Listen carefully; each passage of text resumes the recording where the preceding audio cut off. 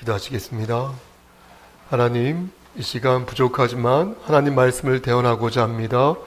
반듯하게 잘 전할 수 있도록 도와주시옵소서. 예수님의 이름으로 기도드렸습니다. 아멘. 사울은 왔다 갔다 하는 그런 사람이었습니다. 어떤 때는 하나님의 말씀에 순종하였고요. 또 어떤 때는 하나님의 말씀을 귓등으로 듣는 그런 사람이었습니다. 대체 왜 그런 것일까?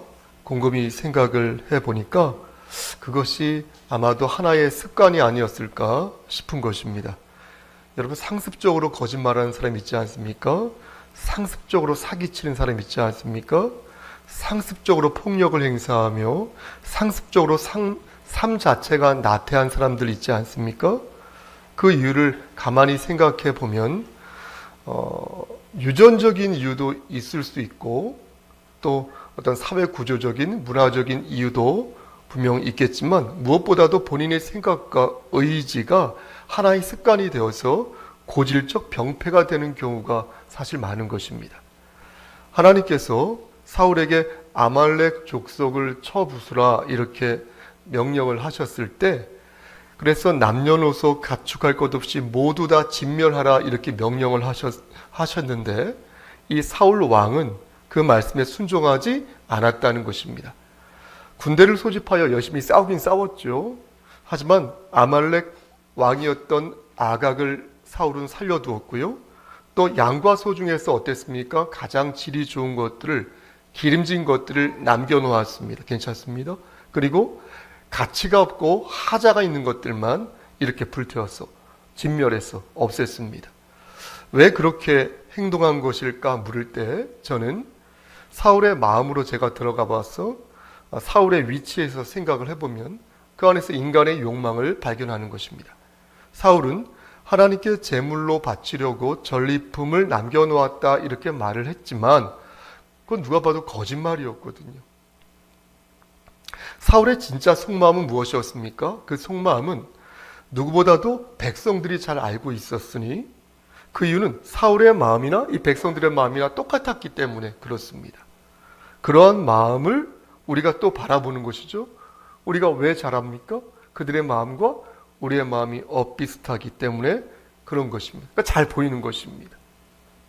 사무엘상 15장 24절 말씀을 여러분 보시겠습니까? 사무엘상 15장 24절 말씀을 보면 사울은 백성이 두려워서 그들의 말을 청종하였다 이렇게 말하였는데 사실 이것은 백성들과 전리품을 나누어 갖겠다는 그런 얘기거든요. 그러니까 암묵적으로 일종의 승인한 것 아니겠습니까? 전리품들을 불태워 없애려고 할 때 때마침 백성들은 그것에 대해서 불만을 토로하였고 사울은 소위 여론을 핑계 삼아서 자신의 탐욕을 채웠던 것입니다. 하나님께서는 분명히 모든 것을 진멸하라 이렇게 말씀하셨는데 사울은 두 목소리 사이에서 하나님의 말씀을 어떻게 했습니까?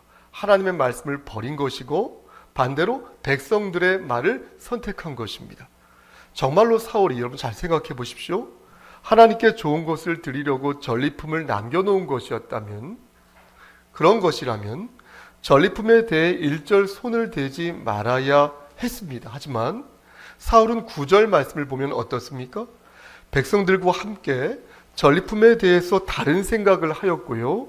이는 이스라엘이란 나라가 총체적으로 하나님의 말씀을 거역하는 완악한, 패역한 민족이었음을 방증하는 것입니다. 사실 사울은 이번 한 번만 하나님의 명령에 불순종하였던 것이 아니었습니다. 여러분 사무엘상 앞에 장 13장 말씀을 보면 이 사울 왕이 사무엘이 오기 전에 자기 마음대로 번제를 드린 것을 볼 수 있습니다. 이때도 사울은 여러 가지 핑계를 대면서 여러 가지 변명을 하였는데 뭐라고 변명하였냐면 내가 사무엘 당신을 기다리지 않고 번제를 내가 직접 한 이유는 백성들이 나를 떠나는 그 상황에서 내가 너무나 불안감을 느꼈기 때문에 그렇게 한 것이요 라고 말했습니다. 사무엘 당신도 정한 날에 오지 않았지 않소? 당신이 정한 날에 오지 않으니까 내가 너무나 불안해가지고 내가 이렇게 한 것이요.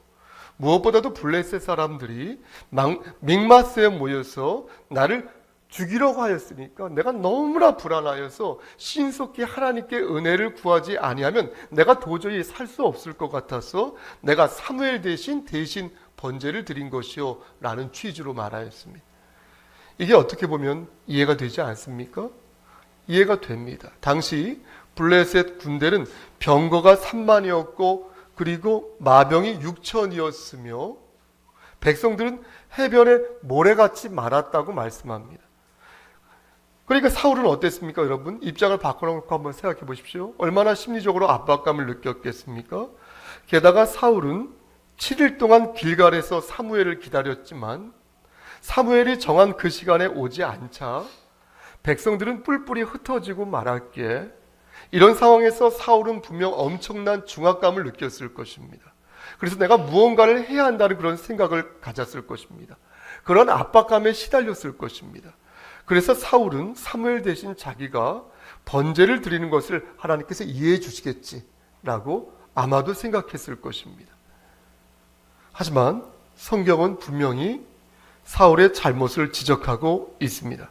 사울은 하나님의 말씀에 불순종하였으니 사무엘이 정한 그 날짜에 비록 사무엘이 도착하지 않았어도 정말로 사울 네가 하나님께서 너와 함께 하심을 믿었다면은 끝까지 하나님의 말씀을 신뢰하고 그 날을 기다리고 또 기다리고 복종해야 했다. 이렇게 말씀하십니다.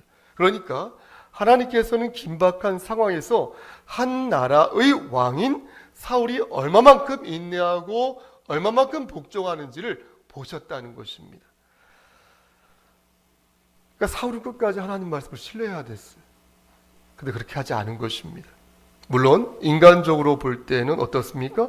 사울의 이러한 행동이 좀 이해가 되는 면이 있지만 여러분 보십시오. 중요한 것은 우리가 보지 못하는 것을 하나님께서는 보신다는 것입니다. 우리가 그것을 만약 안다면 하나님께서는 사울의 고질적인 탐욕을 미리 아시고 그가 어떻게 행동하는지를 예의주시하셨다. 이렇게 보면 될 수 있을 것입니다. 그런데 그렇게 센 바가지가 어떻습니까? 오늘 본문 15장에서도 센 것이니 이번 것은 누가 늦은 것도 아니에요. 그렇죠? 또 어떻습니까? 이번 것은 또 급박한 일도 아니었습니다. 그런데 사울은 정면으로 하나님의 말씀을 거역한 것입니다. 하지 말라고 한 것을 한 것이고요. 그렇게 했으면 용서를 구하면 되는 것을 이 사울 왕은 어떻게 했습니까? 끝까지 변명하는 모습을, 핑계를 대는 모습을 보인 것입니다. 이것을 보면 그의 불순종이 얼마나 고질적이고 얼마나 완고한, 얼마나 패역한 것이었음을 우리는 단박에 알 수 있는 것입니다. 여러분 보십시오. 그럼 15장 말씀 이후에는 더 이상 사울이 잘못을 저지르지 않았을까요? 여러분 어떻게 알고 계십니까? 이 15장 말씀 이후에 이 사울 왕이 더 이상 죄를 짓지 않았습니까? 안타깝게도 사울은 그 이후에도 하나님의 말씀에 불순종한 모습을 보였습니다. 그러니까 수위로 볼 때는 매우 더 그 수위가 높아지고 세졌는데요. 사무엘상 16장 말씀을 보면 다윗을 시기하는 모습을 사울이 보입니다. 그리고 18장 이후의 말씀을 보면 실제 다윗을 여러 번 이 사울이 죽이려고 합니다. 그리고 급기야 사무엘상 다시 앞쪽으로 16장 14절 말씀을 보면 이 사울이요, 여러분 놀라지 마십시오. 악령에 사로잡혀요. 악령에 사로잡혀가지고요, 그냥 멘탈이 아주 나가버립니다. 그래서 불안정하고 충동적인 국가 통치를 하는 것을 보게 됩니다. 여러분, 결국 사울은, 이 왕은 어떻게 됩니까? 사무엘상 28장 말씀을 보면 사울은 하지 말아야 할 행동을 하게 되는데, 여러분 그것이 무엇입니까? 바로 신접한 자, 무당 있죠? 무속인들 있죠? 신접한 자를 찾아가서 죽은 사무엘을 불러달라고 그런 청을 한다는 거예요. 왕이 죽은 사무엘을 불러달라는, 말도 안 되는 요청을 했다는 거예요. 이런 망령된 행동을 했다는 거예요. 하나님께서 엄격하게 금하신 그 일을 왕이라는 사람이 감행함으로써 결국 사울은 하나님께 버림을 받게 되는 것입니다. 한 나라의 왕이라는 자가 무속에 심취하여서 신접한 자를 찾아가고 자신의 미래를 악령에게 맡기고 그와 모의하였다는 것은 너무도 심각하고 부끄러운 일이 말하지 않을 수가 없는 것입니다. 나아가서 회개하면 되는데 왕이 그것을 회개하지 아니하고 끝까지 자신의 안위를 살피면서 핑계를 대고 변명을 한다는 것은 보통의 정신으로는 가능한 일이 아닙니다. 정상인으로서는 가능한 일이 아니에요. 신앙인으로서는 가능한 일이 아니에요. 이런 오랜 시간 하나님의 권위를 경멸하는 고질적인 태도가 그의 마음속에 있었기에 가능한 일이었다라고밖에 볼 수 없는 것입니다. 그런데 안타까운 것은 무엇입니까? 사울의 이러한 모습을 하나님께서 보시고 그를 왕으로 세운 것을 후회하셨다고 말씀하셨다는 거예요. 하나님께서 후회하셨다고 말씀하셨다는 거예요.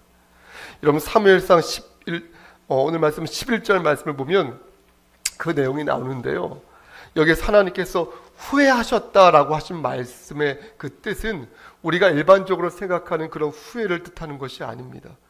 이것은 하나님께서 슬퍼하셨다는 거예요. 하나님께서 슬퍼하셨다는 거예요. 그러니까 무언가를 잘못 선택하셔서 하나님께서 그런 차원에서 후회하셨다라는 말씀이 아니라 불순종을 일삼는 사울의 모습을 보시고 슬퍼하셨다는 것을 의인법으로 표현한 것입니다. 그것을 옆에서 지켜본 사무엘은 어땠겠습니까? 사무엘은 하나님을 슬프게 만든 사울의 행동에 근심하였다고 하지만 이거 분노했다는 거예요. 분노하였고 하나님의 거룩한 목적이 한 인간의 잘못된 행동으로 손상된 것을 보면서 몹시 괴로워했습니다. 그리고 울부짖었어요. 그것은 무슨 뜻이냐면 사무엘 자신도 자신의 죄를 회개했다는 것입니다. 그런데 이런 상황에서 사울이 어떻게 했는지 아십니까? 놀라지 마십시오. 어이없게도 12절 말씀을 보시겠습니까? 12절 말씀을 보니까 자기를 위하여 무엇을 세웠다? 기념비를 세웠다는 거예요. 그러니까 아말렉과 싸워서 이긴 것을 기념하기 위하여서 자기를 위하여서 승전탑을 승전비를 세웠다는 거예요. 이 사울 왕이. 그 와중에 사무엘이 사울의 잘못을 지적하자 사울은 변명하였고요. 이에 화가 난 사무엘은 16절 말씀 보시겠습니까? 16절 말씀에서 사울의 면전에 대고 가만히 있어 이렇게 말했습니다. 입다물로 하는 거예요. 그렇게 말한 뒤에 더 이상 당신의 구차한 변명을 내가 듣고 싶지 않으니까 이제부터 하나님께서 나에게 이르신 말씀을 내가 대언할 것이다. 이렇게 말씀했다는 거예요. 대언. 그리고 17절에서 그 내용을 대언하였는데 뭐라고 대언하였습니까? 사무엘이 하나님께서 당신을 왕으로 세우신 이유는 당신이 스스로를 작게 여겼기 때문인데 이제는 네가 교만해져서 당신이 교만해져서 하나님이 하지 말라는 것을 골라 하였으니 이제 여호와께서 당신을 왕을 버려서 이스라엘 왕이 되지 못하게 하실 것이다. 이렇게 대언하신 거예요. 사무엘은 이렇게 하나님 말씀을 대언했다고요. 네가 예전에는 스스로 작게 여겨서 하나님께 인정받았는데 이제 교만해져서 고개를 빳빳이 들고 계속 변명만 하고 시답지 않은 말만 하니까 불순종만 일삼으니까 이제 하나님께서 너를 버리겠다는 것을 내가 대언할게 라는 것입니다. 그러자 사울은 어떻게 했습니까? 약간 희극적이고 희화화되어 있는데 사무엘의 옷자락을 붙잡았고 이에 사무엘이 가차없이 돌아설 때에 그 옷자락이 찢어졌습니다. 이것은 사울의 왕권이 취소되었다는 것에 대한 사인이 되겠습니다. 그리고 사무엘은 어디로 갔어요? 라마로 가고 사울은 기브아 집으로 각자 간 거예요. 갈 길을 가니 사무엘은 죽는 날까지 사울을 만나지 않았습니다. 이로써 사울은 하나님으로부터 버림을 받게 되었고 사울은 실제 블레셋과의 길보아 전투에서 죽게 됩니다. 여러분 사울이 어떻게 죽습니까? 여러분 사울의 마지막이 어땠습니까? 길보아 전투에서 사울의 세 아들이 다 죽어요. 요나단도 죽고 모두 죽고 사울 자신도 블레셋 군사가 쏜 활에 맞아서 중상을 입은 상태에서 결국 칼을 뽑아서 자결하면서 비참한 최후를 맞이하지 않습니까? 말씀 마칩니다. 이상 사울의 고질적인 불순종이 어떻게 그의 삶을 망가뜨렸는지 여러분들에게 하나님 말씀을 대언하였습니다. 이제 말씀을 적용하면서 강서를 마치겠습니다. 조선시대에 경주에 돌싸움이라는 풍습이 있었다고 합니다. 정월 보름밤이 되면 마치 전투라도 하듯이 좌우로 편대를 갈라가지고 돌싸움을 벌인 것입니다. 비가 쏟아지듯 쌀락눈이 퍼붓듯 서로 돌팔매질을 하면서 승부가 가려질 때까지 그 달, 하루가 아니라 그 달 계속 내내 싸우는데 이기면 그의 운수가 좋고 지면 운수가 나쁘기 때문에 싸울 때는 오직 싸움에만 몰두하여 그칠 줄을 몰랐다고 합니다.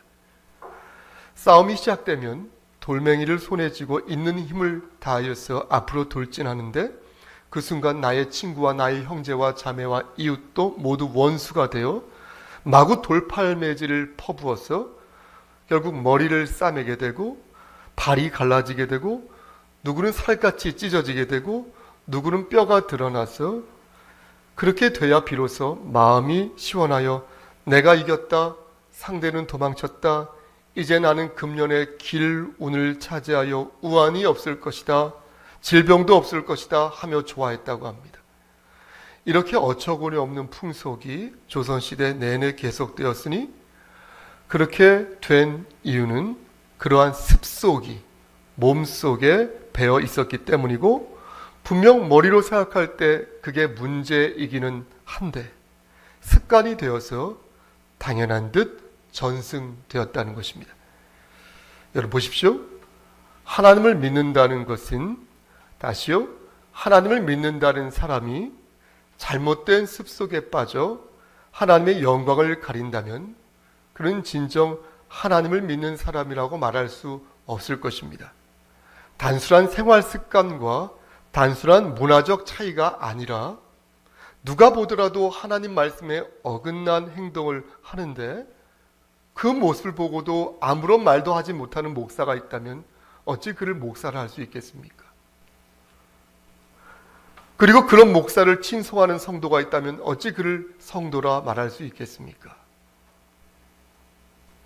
하나님께서는 우리에게 분명한 말씀을 주셨으니 너는 나 외에는 다른 신들을 너에게 두지 말라 말씀하셨고 너를 위하여 그 어떤 우상도 세우지 말라 말씀하셨으며 무엇보다도 하나님의 이름을 망령되게 일컫는 일을 절대 해서는 아니 된다고 말씀하셨는데 이러한 사실을 어기는 사람들에게 만약 우리가 박수를 보낸다면 어찌 우리를 교회라 말할 수 있겠습니까? 그걸 모른다는 것은 그의 죄가 혹은 우리의 죄가 오랜 습관처럼 고형화되었다는 것이니 그에게 있어서 혹은 우리에게 있어서 하나님의 말씀은 어린 반푼 어치도 안 되는 하찮은 말씀이 되는 것입니다. 사랑하는 성속교회 성도 여러분, 그러므로 부족하지만 저는 여러분들에게 권면하는 것입니다. 여러분 들어보십시오. 하나님께서 금하신 모든 것들을 과감하게 근절하시기를 바라겠습니다. 시간이 가면 갈수록 그 요상한 것은 더욱더 단단해져서 여러분들을 형해화시키고 말 것이니 잘못된 습관을 속히 버리시고 다시 하나님의 말씀에 귀를 기울이시기를 바라겠습니다. 사울은 자신의 탐욕을 채우기 위해서 변명하고 또 변명하였습니다. 결국 그의 말로는 비극이었으니 그것은 누구도 예상할 수 있는 바였습니다. 나의 습관이 잘못된 것인지 만약 잘못되지 않은 것인지 모르겠다라고 생각하신다면 다시 한번 하나님 말씀을 들여다보시길 바라겠습니다. 여러분들이나 저나 무엇이 잘못됐고 무엇이 잘된 행동인지 사실은 잘 알고 있으니 그 이유는 우리 안에 성령 하나님께서 계셔서 우리에게 신앙의 양심의 소리를 지금도 들려주고 계시기 때문에 그런 것입니다. 그러나 혹 정 모르시겠거든 하나님의 말씀을 다시 떠올리셔서 사울 왕이 어떻게 하나님 명령에 불순종하였는지 기억하시고 그 불순종이 한 줌도 안 되는 권력과 한 줌도 안 되는 재물에 대한 욕망에 있었음을 꼭 기억하셔서 한 주간 동안 말씀 붙잡고 승리하시는 저 좀 보시고요. 여러분 되시기를 주님의 이름 받들어 간절히 축원합니다. 아멘. 기도하십니다. 하나님, 우리 안에 있는 잘못된 습관들이 너무나 많이 있음을 사실은 우린 잘 압니다. 성령님께서 일찍이 우리에게 들려주셨습니다. 하나님, 우리가 결단할 수 있도록 하시고 말씀 붙잡고 다시 하나님을 의지하여 하나님을 기쁘시게 하는 삶을 살 수 있도록 도와주시옵소서. 우상 숭배하지 아니하도록 하시고 오직 여호와 하나님만 신실하게 받드는 귀한 그리스도인들에게 역사하여 주시옵소서. 예수 그리스도인 받들어 감사하며 기도드렸사옵나이다. 아멘.